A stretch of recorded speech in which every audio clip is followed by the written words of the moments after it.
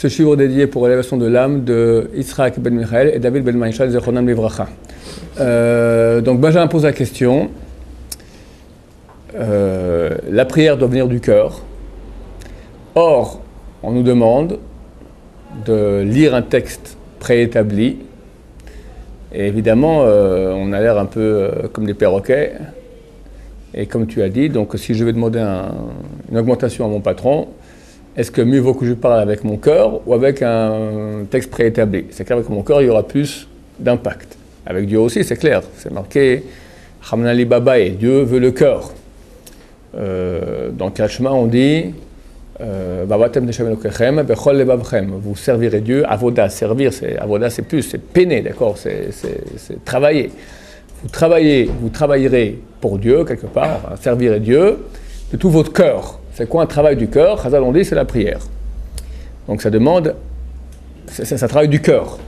La prière, c'est pas lire, réciter, même en pensant ce qu'on dit. Il y a plusieurs efforts à faire dans la prière. Il y a d'abord penser ce qu'on dit. D'habitude, zip, la pensée, elle part très très dure à se concentrer. Deuxièmement, il ne faut pas simplement réciter ce qui est marqué même en le pensant. Il faut qu'une prière soit une prière. Et c'est un tna, une condition de la halacha, que pour la prière soit considérée comme prière, il faut qu'elle soit tahanunim. Tahanun signifie supplication. C'est comme un serviteur devant son maître qui supplie. Et comme tu dis, les paroles sortent mieux du cœur quand c'est mes paroles que celles qu'on m'a préétablies. La réponse à la question est la suivante. C'est vrai. Et personne ne t'empêche de faire des prières du cœur, c'est me conseiller. Mais ça ne te désengage pas de l'obligation de faire les prières aussi qui sont établies. Pourquoi? Parce que ces prières ont été établies par un Knesset Agdola, les sages de la Grande Assemblée, c'était il y a plus de 2300 ans, dont certains membres étaient des prophètes. Et comme on le voit un tout petit peu déjà dans les écrits de la Kabbalah, ces mots ont un impact en soi-même énorme. C'est-à-dire que dans la prière, il y a deux choses. Il y a le cœur qui parle, et aussi utiliser des combines, on va appeler cela ainsi, des combines qui permettront à la prière de monter très haut et de faire des actions extraordinaires dans les mondes supérieurs. La prière est censée amener un flux de lumière très grand sur nous, sur Am Israël, dans le monde entier. C'est un des trois piliers du monde. Torah, Gimlut Chassadim, Torah, tu la Torah, faire du bien autour de soi, Gimlut Chassadim, et Avoda. Avoda, c'est la prière. C'est un des piliers du monde. Sans ça, le monde ne tient pas. Donc de la prière dépend la venue d'un flux énorme sur nous et dans le monde. Pour que ce flux puisse venir, il faut agir dans les mondes supérieurs.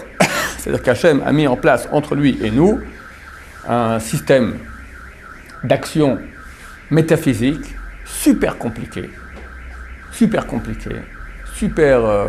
sophistiqué. Et les prophètes, connaissant, un prophète c'est quelqu'un qui voit, il voit le monde métaphysique, pas comme nous qui sommes aveugles. Donc les prophètes, ils voient ce système complexe, sophistiqué, et ils savent comment faire en sorte que le flux descende. Ils vont nous communiquer ces grands secrets, la prière. La prière, elle est faite au moins par l'entremise de mots, qui sont faits par l'entremise de lettres. Et il est écrit que Dieu a créé le monde au moyen des lettres. C'est marqué que Dieu a parlé et le monde a été créé. Les petits enfants croient que Dieu avait une bouche et une barbe et tout, hop, il y avait des mots qui sont sortis, c'est pas cela. Comme je les ai expliqués souvent ici, je leur ai expliqué. Le mot chose en hébreu se dit davar. Davar, c'est une chose. Mais c'est un homonyme du mot parole. C'est-à-dire que le même mot, davar, peut signifier à la fois chose et à la fois parole. Pourquoi? Parce que nous, la Torah considère que la parole de Dieu signifie quoi? Signifie qu'il y a eu auparavant deux choses. Avant que le monde soit créé, Dieu a voulu que le monde soit créé. Après, il a pensé le monde. Comme nous, quand nous agissons, Personne n'agit comme ça. Avant d'agir, avant qu'il y ait l'action, il y a toujours deux choses auparavant. Il y a un désir.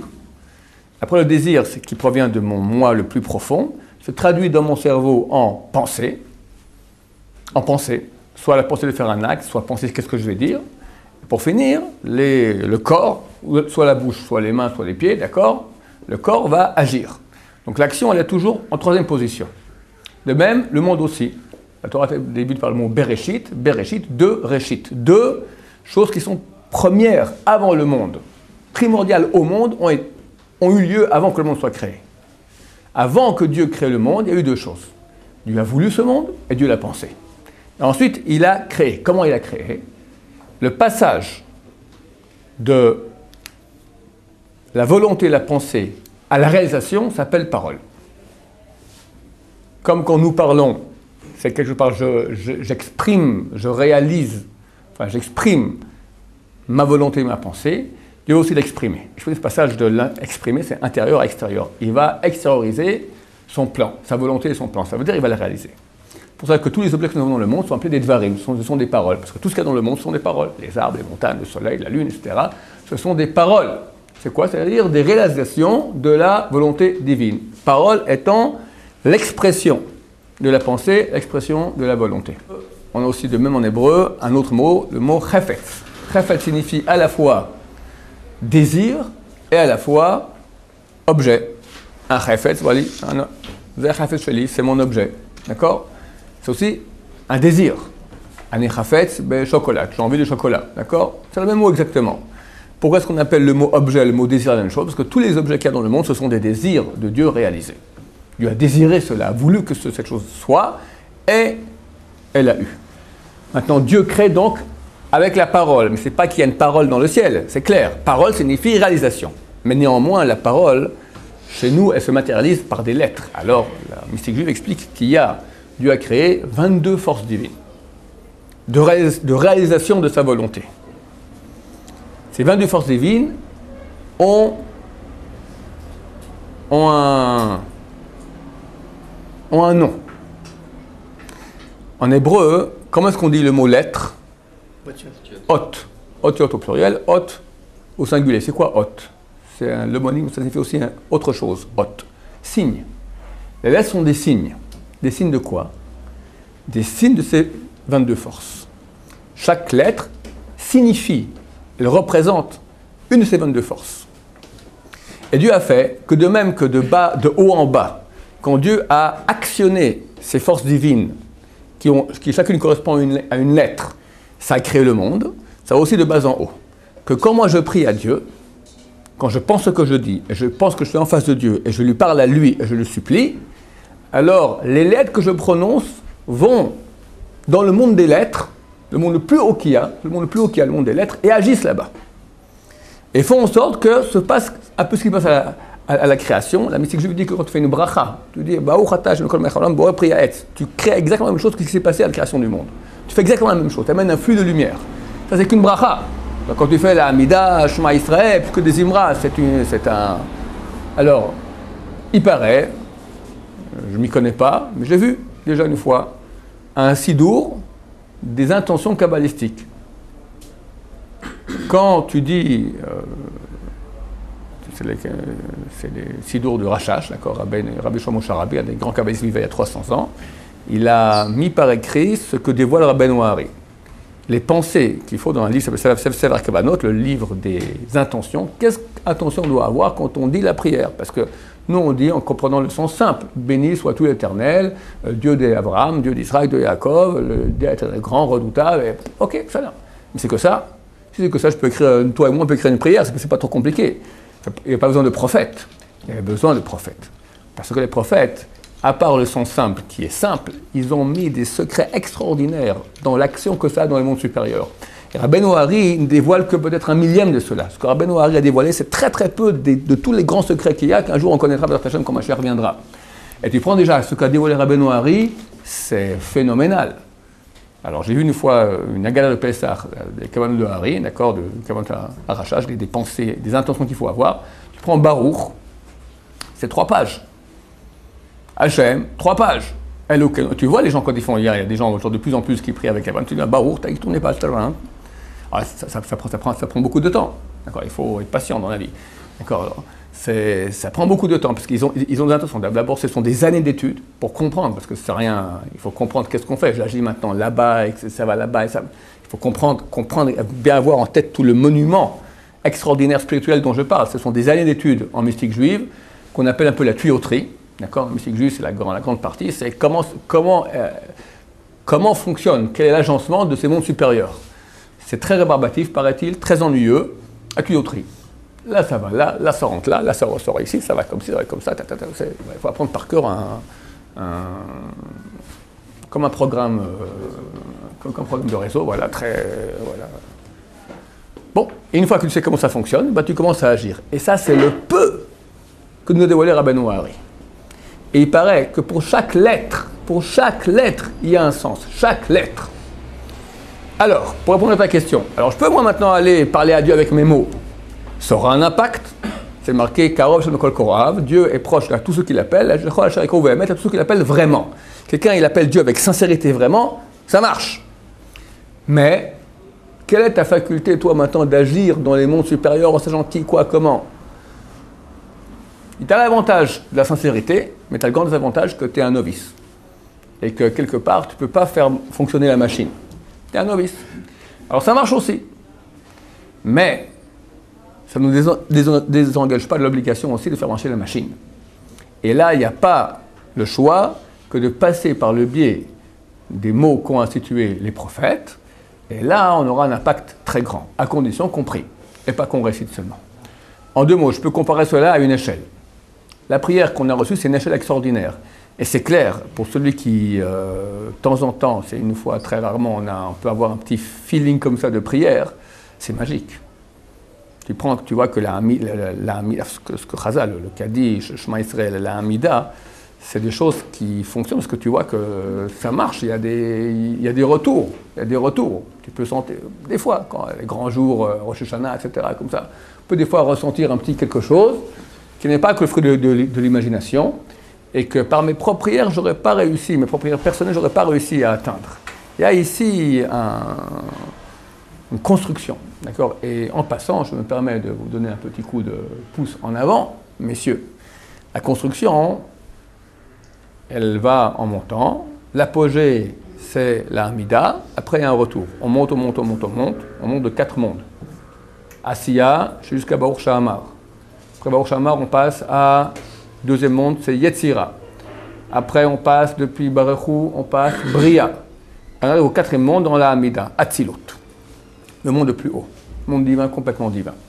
Après, on redescend. Chaque fois qu'on dit Kaddish, le plus important, c'est la Chazara.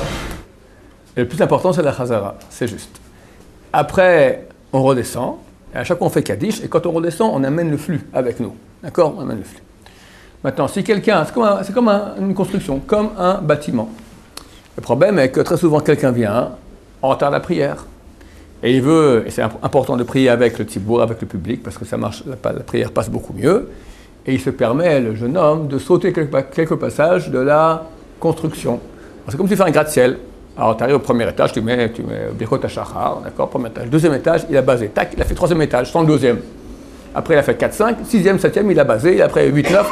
Alors, quelle tête il a son gratte-ciel? Il ne tient pas tellement, c'est un peu branlant, hein, il manque des étages par-ci, par-là. Et des fois, la halakha autorise de faire cela, si c'est de façon ponctuelle.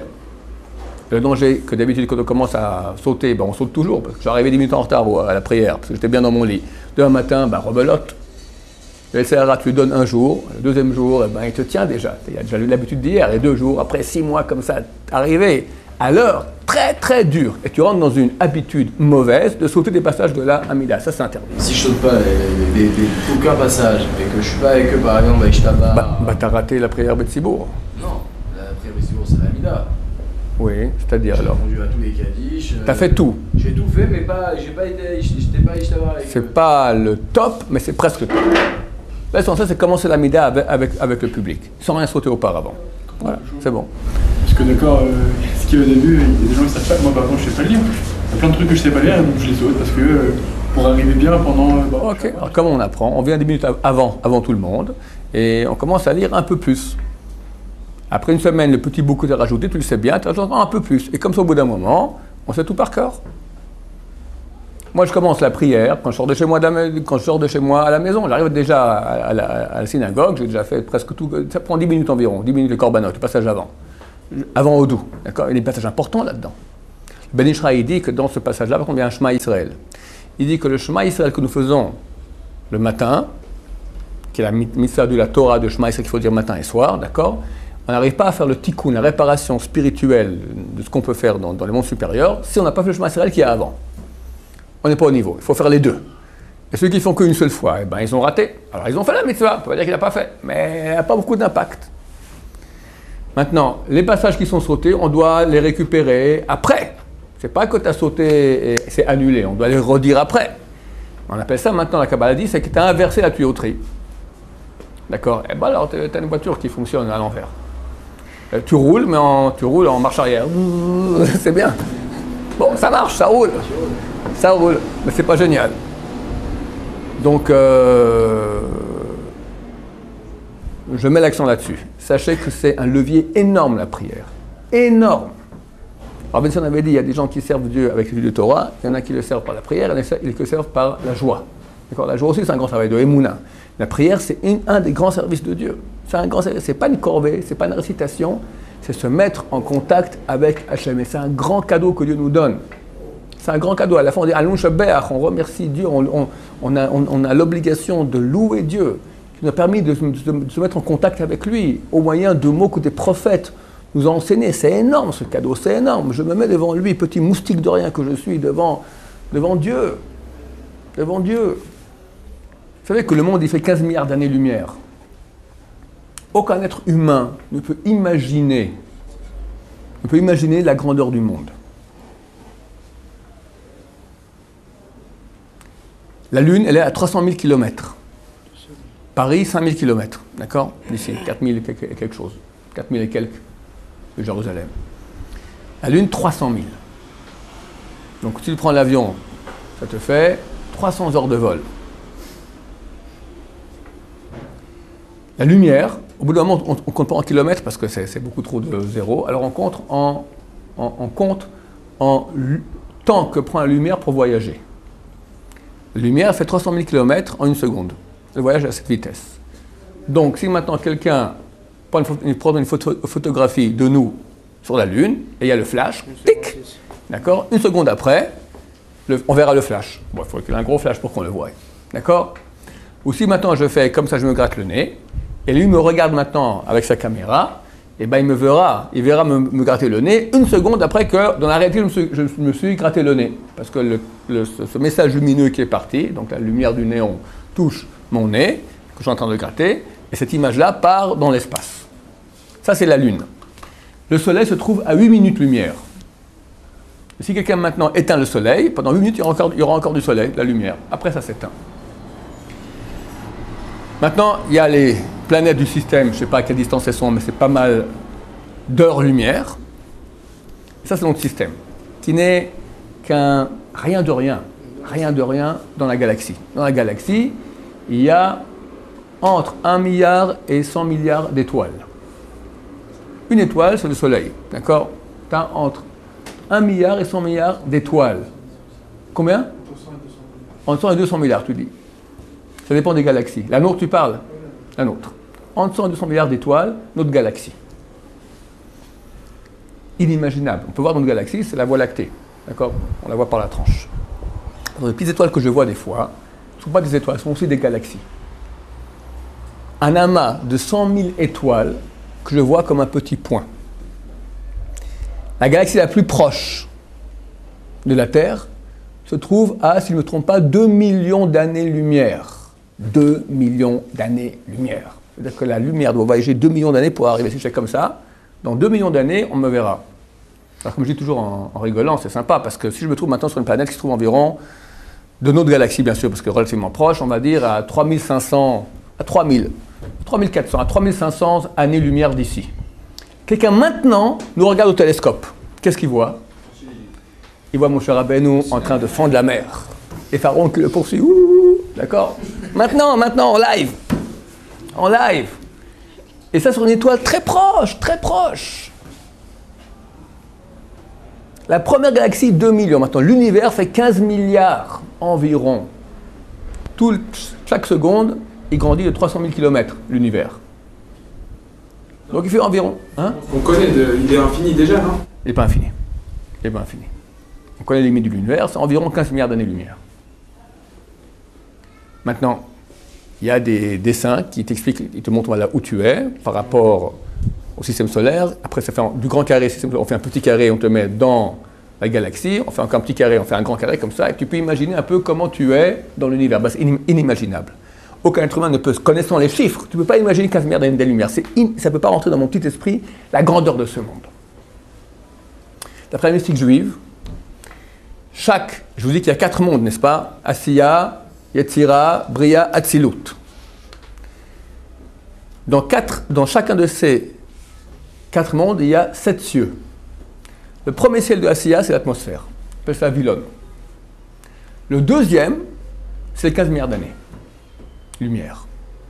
Le deuxième ciel du monde de la Asiya, c'est 15 milliards d'années-lumière. Et ce monde de la Asiya, par rapport à Dieu, c'est même pas un grain de sable minuscule de rien. Et c'est le deuxième, tout le monde Asiya, c'est comme un minuscule grain. Maintenant, je te parle maintenant du deuxième ciel parmi les 7. Et toi, tu dis, Hachem Satay Tiftar, Dieu ouvre, parce que sans ça, on ne pourrait pas même oser parler à Dieu, ouvre mes lèvres et que je dise maintenant ta louange. Baruch Ata Hachem, je prononce le nom de Dieu. Ineffable. Qu'il y a des anges qui vivent des années, des milliers d'années pour pouvoir une seule fois dire le nom de Dieu. Et on peut le dire tant qu'on veut.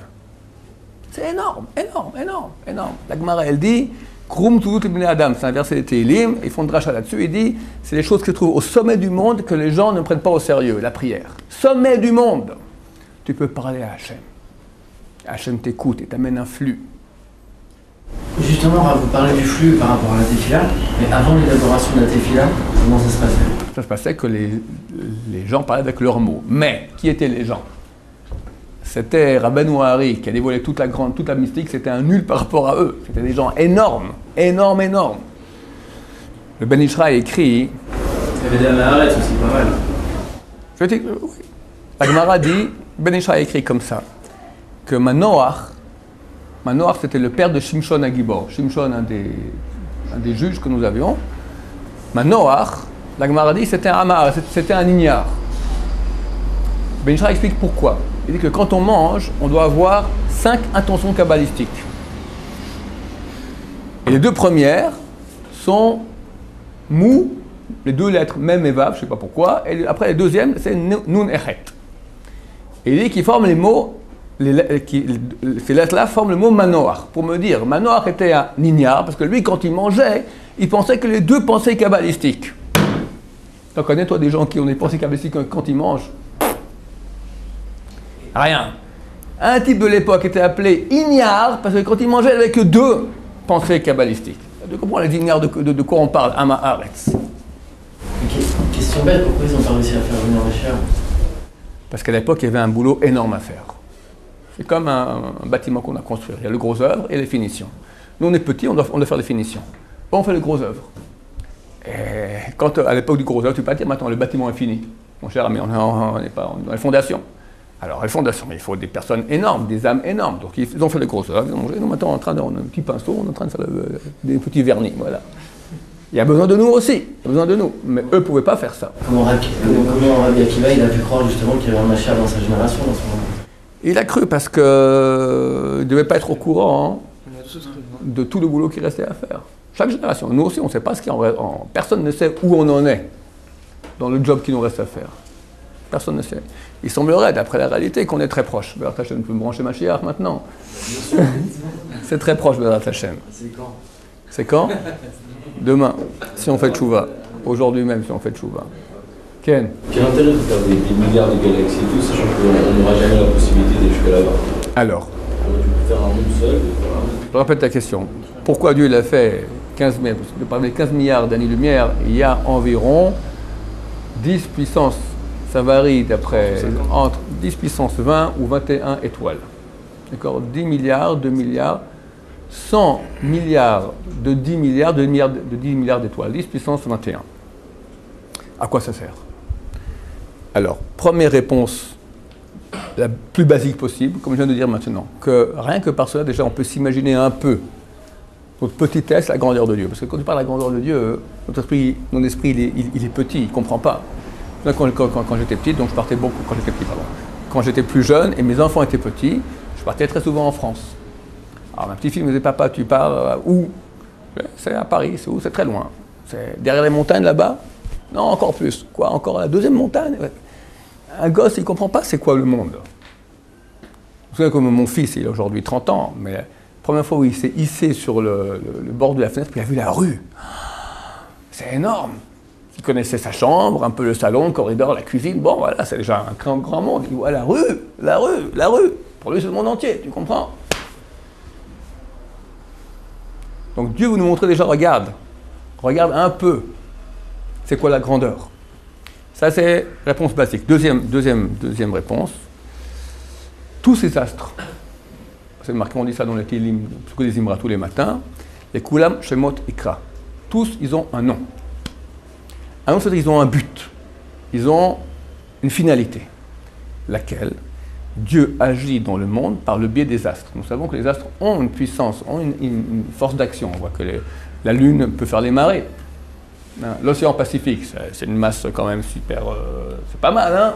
Zlip, on fait monter 10 mètres, baisser 10 mètres, monter 10 mètres. C'est super solide. Donc tu vois que ça a une action. Maintenant, Dieu gère le monde, y compris le monde humain, non seulement tous les systèmes écologiques naturels, mais même le monde humain avec tout ce que ça comporte de détails, etc., entre autres par le biais des astres. D'où l'astrologie, qui est une science juive, à la base. Ça, il y a une action des astres sur nous, c'est clair. Donc il faut au moins 10 puissance 21 astres pour gérer le monde. Donc on ne pouvait pas être sommaire sur des astres. Alors nous, au-dessus ça s'appelle le Mazal. Le Mazal, c'est le système cosmique de gestion du monde. C'est vrai que le peuple juif peut être, le peuple juif dans sa collectivité au-dessus du Mazal, on n'est pas bon, on ne passe pas par eux. L'être humain en tant que particulier, lui, il est dans le Mazal, mais peut, par ses actions, s'il est un tzaddik, etc., et s'il rentre dans la collectivité d'Israël, peut se hisser au-dessus du Mazal. Oui. Comment on peut expliquer le rapport entre ces 15 milliards d'années-lumière et l'âge de 6000 ans du monde qui est dans Alors tu vas sur Internet, il y a le site leva.fr, là-bas il y a 4 coups qui s'appellent l'âge du monde. Là-bas je donne les mauvaises solutions que je pense être mauvaises. Chaque jour de la création a duré des milliards d'années, il y a eu d'autres mondes avant, Dieu a créé le monde vieux. À mon avis, c'est les 3 réponses qu'on a d'habitude. Elles ne sont pas les bonnes, à mon avis. C'est celle que propose un certain scientifique du nom de Gerhard Schröder. Une chose très très simple, je vais dire en 2 mots, d'accord? De même que tout le monde comprend ce qui s'appelle la relativité mécanique. C'est-à-dire que quand je roule en voiture à 100 km/h, je parle à quelqu'un qui est assis à côté de moi. Et pourtant, on roule à 100 km/h. Comment ça se fait? Parce que les deux, on est ensemble. Par contre, le pylône, là, je le vois passer très très rapidement. Ou comme je dis dans le cours lui-même, l'âge du monde, d'accord, je suis dans l'avion qui part pour la France, je suis au-dessus de la Grèce maintenant, je passe au-dessus d'Athènes là-bas, et l'hôtesse me verse un verre de café. Et il y a un amateur d'astronomie grec qui a son télescope, il est en train de regarder la Lune, tout d'un coup il voit l'avion qui passe il voit Rav Shaya avec la barbe comme ça, il voit l'hôtesse lui verser le café. Il voit le café passer à 900 km/h, la vitesse de l'avion. La question se pose, à quelle vitesse le café sort-il du pot de l'hôtesse et se verse dans le verre du Rav Shaya? À 1 km ou à 900? Pour moi, c'est 1 km/h, parce que si elle met ça un peu plus vite que 1 km/h dans mon verre de café, je vais faire une plainte à Elal, d'accord, tentative de... Ok? Tout dépend du référent. En fait. Du référentiel. Hachem, c'est quoi son référent? Ok, alors maintenant, quand Dieu parle de 24 heures, c'est dans le référentiel physique de l'époque, qui forcément est différent du nôtre. Parce que la physique a reconnu que le temps dépend de la matière. Et lorsqu'il y a par exemple un champ de gravitation très très grand, ben le temps, il y a une dilatation du temps. J'ai un copain qui est un grand physicien, d'accord, il m'a dit qu'on a parlé un jour des trous noirs, donc dans l'espace, il y a quelques trous noirs. On ne sait pas très bien ce que c'est, mais disons que la théorie la plus en vogue actuellement, c'est de dire que dedans il y a une planète tellement grande qu'elle attire vers, pardon? C'est la mort d'une étoile, c'est très massif. Très massive, une grande masse, une masse de matière tellement grande qu'elle attire vers elle sur un rayon de 10 millions d'années-lumière, tout ce qui est matériel. tout ce qui est matière est englouti, d'accord? Il m'a dit, on pense que dans ces étoiles, le champ de concentration est tellement grand que le temps s'arrête. Il me dit, il ne me demande pas ce que ça veut dire, je ne comprends pas ce que ça veut dire, mais mathématiquement, il semblerait que le temps s'arrête. Donc nous sommes maintenant au Big Bang de la création. On est une équipe de reporters, on est parti maintenant, machine qui remonte le temps, tac, on a une petite estrade, et on voit le monde en train d'être créé. Et sur le chronomètre, tac, on commence à calculer. On voit 24 heures. Big Bang qui commence, boum, ça éclate, 300 000, les premières secondes, c'est les neutrinos, après, tac, tac, 300 000, pourquoi 300 000? Il y a un chiffre qui va 300 000. Bon, enfin, ça va très rapidement. Et au bout de 24 heures, tac, on ferme le chronomètre, on a pris tout ce qui est passé, on revient à la rédaction. La rédaction nous dit, mais mon cher ami, tu dis n'importe quoi. Ce que tu me racontes qui s'est passé en 24 heures, nous, on le voit dans nos télescopes, parce que dans les télescopes, on peut dans le passé, en regardant le monde à une distance de 15 milliards d'années, je vois le monde tel qu'il était il y a 15 milliards d'années, comme le coup de Moshe Rabbeinu sur 3500 ans que j'ai dit auparavant. Donc on a une image, on n'arrive pas à 15 milliards, on arrive à 10 milliards aujourd'hui avec les télescopes, mais on arrive à plus ou moins imaginer comment ça a eu lieu, et on sait ce qui s'est passé. Et le rédacteur me dit, mon cher ami, tu dis n'importe quoi, parce que ce que tu me racontes, c'est passé en 24 heures, chez nous, ça s'est passé en 1 milliard d'années. Qui a raison? Les deux ont raison. Dans le référentiel Terre actuel, c'est 1 milliard d'années. Dans le référentiel de l'époque, c'est 24 heures. Et en cela, on a résolu le problème. Si c'est trop rapide, tu verras le cours, c'est 4 cours très intéressants. Baruch Adonai,